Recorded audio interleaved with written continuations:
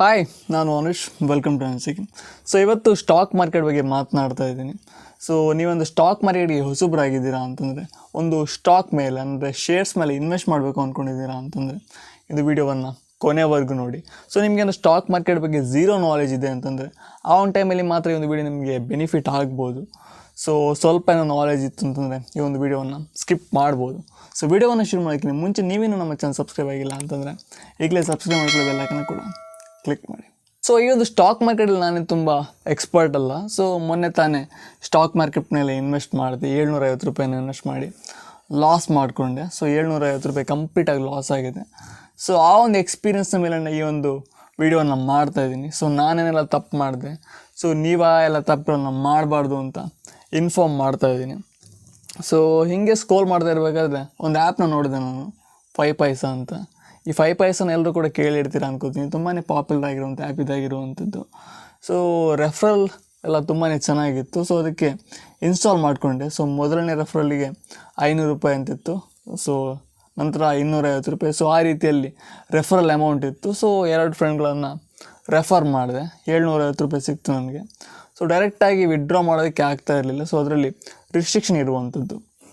So ನೀವು 5 ಜನರನ್ನು refer ಮಾಡಿದರೆ, ಸೊ 5 ಜನರನ್ನು ರೆಫರ್ ಮಾಡಿ ಯಾವ ಒಂದು ದುಡ್ಡು ಬಂದಿರುತ್ತೆ ನಿಮಗೆ, ಸೊ ಅದರಲ್ಲಿ ನೀವು ಟ್ರೇಡ್ ಮಾಡಬೇಕು. ಸೊ 5 ಜನರ ನಂತರ ನೀವು ರೆಫರ್ ಮಾಡಿರುವಂಥ ಡೈರೆಕ್ಟಾಗಿ ನೀವು ವಿಡ್ರಾ ಮಾಡ್ಕೊಳ್ಬೋದು. ಸೊ ಆ ರೀತಿಯಾಗಿ ಒಂದು ರಿಸ್ಟ್ರಿಕ್ಷನ್ ಇತ್ತು. ಸೊ ಟ್ರೇಡ್ ಬಗ್ಗೆ ಏನು ನಾಲೆಜ್ ಇಲ್ಲ. ಸೊ ಹೆಂಗೋ ರೆಫರ್ ಮಾಡಿ ಬಂದಿರುವಂಥ ದುಡ್ಡು ನನ್ನ ಕಿಸೆಯಿಂದ ಹೋಗ್ತಾ ಇಲ್ಲ. ಸೊ ಟ್ರೇಡ್ ಮಾಡಿ ನೋಡಿದೆ. ಸೊ ಯಾವ ರೀತಿ ಇದೆ, ಎಕ್ಸ್ಪೀರಿಯನ್ಸ್ ಆಗುತ್ತೆ ಅಂತ ಟ್ರೇಡ್ ಮಾಡಿದೆ ನಾನು. ಸೊ ಈ ಒಂದು 5 ಪೈಸದ ಡೆಡಿಕೇಟೆಡ್ ವಿಡಿಯೋ, ಸೊ ಅದು ಯಾವ ರೀತಿ ಇದೆ, ಸೊ ಅದರ ಬ್ರೋಕರೇಜ್ ಯಾವ ರೀತಿ ಇದೆ, ಕಂಪ್ಲೀಟ್ ಮಾಹಿತಿ ಆಗಿರುವಂಥ ಒಂದು ವೀಡಿಯೋಸ್ ಅದೆಲ್ಲ ಬರುತ್ತೆ. 5 ಪೈಸಾ ಒಂದು ಡೀಟೇಲ್ಡ್ ರಿವ್ಯೂಸ್ ಅದೆಲ್ಲ ಬರುತ್ತೆ. ಆ ಒಂದು ವೀಡಿಯೋಗೋಸ್ಕರ ವೆಯ್ಟ್ ಮಾಡಿ. ಸೊ 5 ಪೈಸಾ ಆ್ಯಪನ್ನು ಇನ್ಸ್ಟಾಲ್ ಮಾಡಿಕೊಂಡೆ. 2 ಫ್ರೆಂಡ್ಗಳನ್ನು ರೆಫರ್ ಮಾಡಿದೆ. 750 ರೂಪಾಯಿ ನನ್ನ 5 ಪೈಸಾ ಅಕೌಂಟಲ್ಲಿತ್ತು. ನಂತರ ಟ್ರೇಡ್ ಮಾಡೋದಕ್ಕೆ ಶುರು ಮಾಡಿದೆ. ಸೊ ಅದಾನಿ ಪೋರ್ಟ್ಸ್ನ ಒಂದು ಶೇರ್, ಹಾಗೆಯೇ SBIನ ಒಂದು ಶೇರನ್ನು ಪರ್ಚೇಸ್ ಮಾಡಿದೆ. ಹಾಗೆಯೇ ತುಂಬಾ ಕ್ರೆಡಿಟ್ಸ್ ಕೊಡ್ತಾರೆ. ನೀವು ಎಷ್ಟು ಬೇಕಾದ್ರೂ ಡ್ರಾ ಮಾಡ್ಬೋದು. ಒಂದು ಲಿಮಿಟ್ ಅಂತ ಇರುತ್ತೆ, 1500, 1000 ಆ ರೀತಿಯಲ್ಲಿ ಲಿಮಿಟ್ ಇರುತ್ತೆ. ಸೊ ಆ ಒಂದು ಲಿಮಿಟ್ನವರೆಗೆ ನೀವು ಕ್ರೆಡಿಟ್ ತೊಗೊಳ್ಬೋದು. ಸೊ ಕ್ರೆಡಿಟ್ ತೊಗೊಂಡು ನಂತರ ಅದಕ್ಕೆ ಸ್ವತಃ ನಂತರ ಇಂಟ್ರೆಸ್ಟ್ ಕೂಡ ಸಖತ್ತಾಗಿರುವಂಥದ್ದು, ಸಖತ್ತಾಗಿ ಕಿತ್ಕೊಳ್ತಾರೆ ನಮಗೆ ಇಂಟ್ರೆಸ್ಟನ್ನು. ಸೊ ನೀವೇನು ಶೇರ್ ಮಾರ್ಕೆಟ್ಗೆ ಇನ್ವೆಸ್ಟ್ ಮಾಡಬೇಕು ಅಂದ್ಕೊಂಡಿದ್ದೀರಾ ಅಂತಂದರೆ, ಶೇರನ್ನು ಪರ್ಚೇಸ್ ಮಾಡಬೇಕು ಅಂದ್ಕೊಂಡಿದ್ದೀರಾ ಅಂತಂದರೆ ಡೈರೆಕ್ಟಾಗಿ ಹೋಗಿ ಪರ್ಚೇಸ್ ಮಾಡುವಂಥದ್ದು ತುಂಬಾ ರಿಸ್ಕಿ ಆಗಿರುವಂಥದ್ದು. ಸೊ ಸ್ವಲ್ಪ ಅದರ ನಾಲೆಜ್ ಇರಬೇಕಾಗುತ್ತೆ. ಸೊ ಪ್ರಾಪರ್ ನಾಲೆಜ್ ಇಲ್ಲದೆ ಯಾವುದೋ ಒಂದು ಕೆಲಸವನ್ನು ಮಾಡೋದಕ್ಕೆ ಹೋಗಬಾರ್ದು. ಬೇಸಿಕ್ಕಾಗಿ ಸೊ ನಾವು ಇನ್ವೆಸ್ಟ್ ಮಾಡೋದಕ್ಕಿಂತ ಮುಂಚೆ ಬೇಸಿಕ್ಕಾಗಿ ಯಾವೆಲ್ಲ ವಿಷಯಗಳನ್ನು ನೋಡಬೇಕು ಅಂತ ತಿಳಿಸ್ಕೊಡ್ತಾ ಇದ್ದೀನಿ. ಸೊ ಮೊದಲಾಗಿ ನೀವು ಯಾವುದನ್ನು ಶೇರನ್ನು ಪರ್ಚೇಸ್ ಮಾಡ್ತಾಯಿದ್ದೀರಾ ಅಂತಂದರೆ ಆಬ್ವಿಯಸ್ಲಿ ನಿಮ್ಗೆ ಬೇಕಾಗಿರುವಂಥದ್ದು ಬ್ರೋಕರ್. ಸೊ ಬ್ರೋಕರನ್ನು ಮೊದಲನೇದಾಗಿ ಚೂಸ್ ಮಾಡಬೇಕಾಗತ್ತೆ. ನೀವು ಯಾವ ಬ್ರೋಕರನ್ನು ಚೂಸ್ ಮಾಡ್ತೀರಾ ಅದು ತುಂಬಾ ಇಂಪಾರ್ಟೆಂಟ್ ಆಗುತ್ತೆ, ಆಯಿತಾ. ಸೊ ಒಂದೊಂದು ಬ್ರೋಕರ್ಗಳಿಗೆ ಒಂದೊಂದು ರೀತಿಯಾಗಿರುವಂಥ ಚಾರ್ಜಸ್ ಇರುತ್ತೆ. ಸೊ ಝೆರೋದಾಗಿರ್ಬೋದು ಅಥವಾ ಅಪ್ಸ್ಟಾಕ್ ಆಗಿರ್ಬೋದು ಅಥವಾ 5 ಪೈಸಾ ಆಗಿರ್ಬೋದು, ಇವರಿಗೆಲ್ಲ ಸಪ್ರೇಟ್ ಆಗಿರುವಂಥ ಬ್ರೋಕರೇಜ್ ಚಾರ್ಜಸ್ ಆಗಿರ್ಬೋದು, ಹೋಲ್ಡಿಂಗ್ ಚಾರ್ಜಸ್ ಆಗಿರ್ಬೋದು ಅಥವಾ ಡೆಲಿವರಿ ಚಾರ್ಜಸ್ ಆಗಿರ್ಬೋದು, ಇವೆಲ್ಲ ಇರುತ್ತೆ.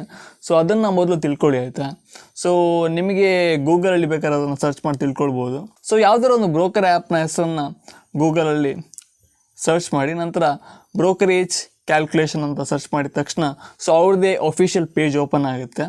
ನಂತರ ನೀವು ಯಾವ ಒಂದು ಸ್ಟಾಕನ್ನು, ಸೊ ಎಷ್ಟು ಅಮೌಂಟ್ನ ಸ್ಟಾಕನ್ನು ಪರ್ಚೇಸ್ ಮಾಡ್ತಾಯಿದ್ದೀರಾ, ಸೊ ಅದು ಸೆಲ್ ಮಾಡಬೇಕಾದ್ರೆ ಎಷ್ಟು ಆಗಿರ್ಬೋದು, ಸೊ ನಿಮಗೆ ಎಷ್ಟು ಪ್ರಾಫಿಟ್ ಆಗುತ್ತೆ ಅದನ್ನೆಲ್ಲ ನೀವು ಚೆಕ್ಔಟ್ ಮಾಡ್ಕೊಳ್ಬೋದು. ಸೊ ಅದರಲ್ಲಿ ಒಂದು ಕಂಪ್ಲೀಟ್ ಪಿಕ್ಚರ್ ಸಿಗುತ್ತೆ ನಿಮಗೆ. ಸೊ ನಾನು ನಿಮಗೆ ಸ್ಕ್ರೀನ್ ಡಿಸ್ಪ್ಲೇ ಮಾಡ್ತಾಯಿದ್ದೀನಿ, ನೀವು ನೋಡ್ಬೋದು. ಹಾಗೆ ನೀವು ಯಾವುದೋ ಒಂದು ಶೇರನ್ನು ಪರ್ಚೇಸ್ ಮಾಡ್ತಾಯಿದ್ದೀರಾ ಅಂತಂದರೆ, ಇನ್ ಕೇಸ್ ನಿಮ್ಮ ಹತ್ರ 1000 ರೂಪಾಯಿ ಬಜೆಟ್ ಇತ್ತು ಅಂತಂದರೆ, ಸೊ 1000ದ ಒಂದು ಶೇರನ್ನು ಪರ್ಚೇಸ್ ಮಾಡೋದಕ್ಕೆ ಹೋಗ್ಬಿಡಿ, ಆಯಿತಾ. ಸೊ ನೀವೇನು ಶೇರನ್ನು ಪರ್ಚೇಸ್ ಮಾಡ್ತಾಯಿದ್ದೀರಾ ಅಂತಂದರೆ 10 ರೂಪಾಯಿನ 100 ಶೇರನ್ನು ಪರ್ಚೇಸ್ ಮಾಡುವಂಥದ್ದು ಒಳ್ಳೆಯ ಆಪ್ಷನ್ ಆಗುತ್ತೆ. ಸೊ ಒಂದು ಎಕ್ಸಾಂಪಲ್ ಹೇಳಬೇಕಪ್ಪ ಅಂತಂದರೆ, ನಾನು 5 ಪೈಸದಲ್ಲಿ ಟ್ರೇಡ್ ಮಾಡಿದೆ. ಸೊ ಅದಾನಿ ಪೋರ್ಟ್ಸ್ನ ಒಂದು ಶೇರನ್ನು ಪರ್ಚೇಸ್ ಮಾಡಿದೆ 690 ರೂಪೀಸ್ಗೇನೋ. ಹಾಗೆಯೇ SBIನ ಒಂದು ಶೇರನ್ನು ಪರ್ಚೇಸ್ ಮಾಡಿದೆ 400 ರೂಪೀಸ್ ಸಮಥಿಂಗ್ ಅನಿಸುತ್ತೆ. ಸೊ ಅವೆರಡರಲ್ಲೂ ಕೂಡ ಪ್ರಾಫಿಟ್ ಆಗಿತ್ತು ನನಗೆ, ಆದರೂ ಕೂಡ ಪ್ರಾಫಿಟ್ ಬಂದಿಲ್ಲ. ಯಾಕಪ್ಪ ಅಂತಂದರೆ ಒಂದೊಂದು ಶೇರನ್ನು ಪರ್ಚೇಸ್ ಮಾಡಬೇಕಾದ್ರೆ ಆ ಒಂದೊಂದು ಶೇರಿಗೆ ಕೂಡ ಹೆವಿ ಆಗಿರುವಂಥ ಬ್ರೋಕರೇಜ್ ಶೇರ್ಸ್ ಆಗಿರ್ಬೋದು, ಹೋಲ್ಡಿಂಗ್ ಚಾರ್ಜಸ್ ಆಗಿರ್ಬೋದು ಅಥವಾ ಡೆಲಿವರಿ ಚಾರ್ಜಸ್ ಆಗಿರ್ಬೋದು ಸಪ್ರೇಟ್ ಆಗಿರುತ್ತೆ, ಆಯಿತಾ. ಸೊ ನೀವು ಯಾವುದಾದ್ರು ಒಂದು ಶೇರನ್ನು ಲಮ್ಸ್ ಅಮೌಂಟಾಗಿ ಪರ್ಚೇಸ್ ಮಾಡುವಂಥದ್ದು ಒಳ್ಳೆಯ ಆಪ್ಷನ್ ಆಗುತ್ತೆ. ಹಾಗೆಯೇ ತುಂಬ ಜನ ಮಾಡುವಂಥ ಮೇಜರ್ ಮಿಸ್ಟೇಕ್ ಏನಪ್ಪ ಅಂತಂದರೆ, ಯಾವುದೋ ಒಂದು ಶೇರನ್ನು ಪರ್ಚೇಸ್ ಮಾಡಬೇಕಾದ್ರೆ ಗೂಗಲ್ ಮಾಡುವಂಥದ್ದು. ಸೊ ಇವತ್ತು ಯಾವ ಶೇರನ್ನು ಪರ್ಚೇಸ್ ಮಾಡ್ಬೋದು, ಯಾವ ಒಂದು ಶೇರ್ ಒಳ್ಳೆ ಪ್ರಾಫಿಟನ್ನು ಕೊಡುತ್ತೆ ಅಂತ ತುಂಬ ಜನ ಗೂಗಲ್ ಮಾಡ್ತಾರೆ. ಸೊ ಅದರಿಂದ ತುಂಬಾ ಲಾಸ್ ಆಗುತ್ತೆ. ಸೊ ನಾನು ಕೂಡ ಹಾಗೆ ಲಾಸನ್ನು ಅನುಭವಿಸಿದ್ದೀನಿ. ಸೊ ಆ ರೀತಿಯಾಗಿ ಮಾಡೋದಕ್ಕೆ ಹೋಗಬೇಡಿ ಆಯಿತಾ. ಸೊ ನೀವೊಂದು ಯಾವುದಾದ್ರು ಒಂದು ಶೇರ್ನ ಪರ್ಚೇಸ್ ಮಾಡ್ತಾ ಇದ್ದೀರಾ ಅಂತಂದರೆ ಅದನ್ನು ಕರೆಕ್ಟಾಗಿ ಅನಲೈಸ್ ಮಾಡ್ಕೊಳ್ಳಿ. ಸೊ ನಿಮಗೆ ಗೂಗಲ್ ಮಾಡಿದ್ದೀರಾ ಅಂತಂದರೆ ಅದರಲ್ಲಿ ಚಾರ್ಟ್ಸ್ ತೋರಿಸ್ತಾ ಇರುತ್ತೆ. ಸೊ ಆ ಒಂದು ಚಾರ್ಟ್ಸ್ನ ಮುಖಾಂತರ ನೀವು ವೇರಿಯನ್ನು ಗಮನಿಸ್ತಾ ಇರ್ಬೋದು. ಹಾಗೆಯೇ ಬ್ರೋಕರ್ ಆ್ಯಪ್ಸ್ಗಳೇನಲ್ಲಿರುತ್ತೆ ಅವುಗಳು ಕೂಡ ಚಾರ್ಟ್ಸನ್ನು ಪ್ರೊವೈಡ್ ಮಾಡ್ತವೆ. ಸೊ ಅದರಿಂದ ಕೂಡ ನೀವು ಅದನ್ನು ಕರೆಕ್ಟಾಗಿ ಅನಲೈಸ್ ಮಾಡ್ಕೊಳ್ಬೋದು. ಸೊ ಯಾವುದಾದ್ರು ಒಂದು ಶೇರನ್ನು ಪರ್ಚೇಸ್ ಮಾಡಬೇಕಾದ್ರೆ ಗೂಗಲ್ ಮಾತನ್ನು ಕೇಳ್ಕೊಂಡು ಅಥವಾ ಬೇರೆ ಯಾರು ಹೇಳಿದರು ಅಂತ ಶೇರನ್ನು ಪರ್ಚೇಸ್ ಮಾಡೋದಕ್ಕೆ ಹೋಗಬೇಡಿ. ಸೊ ಅದು ತುಂಬಾ ರಿಸ್ಕಿ ಆಗಿರುವಂಥದ್ದು. ಅದರಿಂದ ತುಂಬಾ ದುಡ್ಡು ಲಾಸ್ ಆಗುವಂಥ ಸಾಧ್ಯತೆ ಇರುತ್ತೆ. ಸೊ ಈ ಎಲ್ಲ ತಪ್ಪುಗಳನ್ನ ಯಾವತ್ತೂ ಕೂಡ ಮಾಡೋದಕ್ಕೆ ಹೋಗಬೇಡಿ. ಸೊ ಇದಿಷ್ಟು ಈ ಒಂದು ವಿಡಿಯೋ ನಿಮಗೆ ಇನ್ಫಾರ್ಮೇಟಿವ್ ಆಗಿತ್ತು, ಯೂಸ್ಫುಲ್ ಆಗಿತ್ತು ಅಂತ ತಿಳ್ಕೊತೀನಿ. ಸೊ ಸ್ಟಾಕ್ ಮಾರ್ಕೆಟ್ಗೆ ಬಿಗಿನರಲ್ಲಿ ಇರ್ತಾರೆ ಅವರಿಗೆ ಈ ಒಂದು ವಿಡಿಯೋವನ್ನು ಶೇರ್ ಮಾಡಿ ಆಯಿತಾ. ಸೊ ವಿಡಿಯೋ ಇಷ್ಟ ಆಗಿತ್ತು ಅಂತಂದರೆ ಲೈಕ್ ಮಾಡಿ, ಹಾಗೆ ನಮ್ಮ ಸಬ್ಸ್ಕ್ರೈಬ್ ಆಗಿಲ್ಲ ಅಂತಂದರೆ ಈಗಲೇ ಸಬ್ಸ್ಕ್ರೈಬ್ ಆಗಿ. So next video.